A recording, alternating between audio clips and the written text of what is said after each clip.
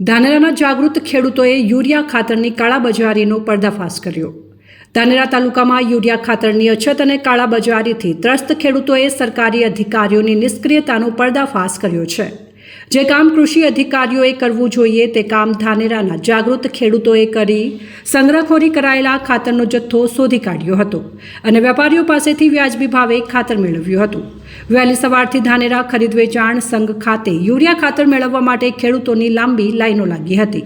જોકે સંઘ દ્વારા ખાતરનો જથ્થો ન હોવાનું જણાવવામાં આવતા ખેડૂતો ધાનેરા મામલતદાર કચેરીએ પહોંચ્યા હતા અને ખાતરની અછત અંગે રજૂઆત કરી હતી, જેમાં ખેડૂતોએ જણાવ્યું હતું કે ધાનેરા ખરીદ વેચાણ સંઘ અને અંદાજિત 100 જેટલી ખાનગી દુકાનોમાં ખાતરનું વેચાણ થાય છે, પરંતુ જ્યારે ખેડૂતોને તેની જરૂરિયાત હોય ત્યારે ખાતરનો જથ્થો ખૂટી જાય છે।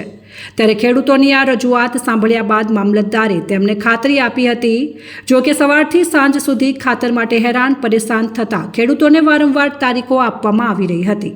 ત્યારે ખેડૂતોએ જાતે જ ખુલાસો કર્યો કે ધાનેરાના કેટલાક વેપારીઓ ખાતરના જથ્થાનો સંગ્રહ કરી કાળાબજારી કરી રહ્યા છે, જે અંગેની મામલતદાર સમક્ષ રજૂઆત કર્યા બાદ ખેડૂતો ગંજ બજાર રોડ પર આવેલી અંબિકા શોપિંગ ખાતે પહોંચ્યા હતા। ત્યારે તેમને માહિતી મળી હતી કે ત્યાં યુરિયા ખાતરનું વેચાણ થઈ રહ્યું છે। ખેડૂતોએ એકઠા થઈ દુકાન ખોલાવતા અંદરથી યુરિયા ખાતરનો મોટો જથ્થો મળી આવ્યો હતો।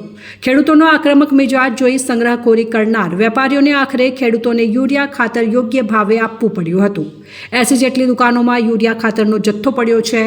ખાતરની અછત ઊભી કરી અને ભાવમાં વધારો કરી વધુ નફાની લાલચમાં વેપારીઓ ખેડૂતોની પજવણી કરી રહ્યા છે।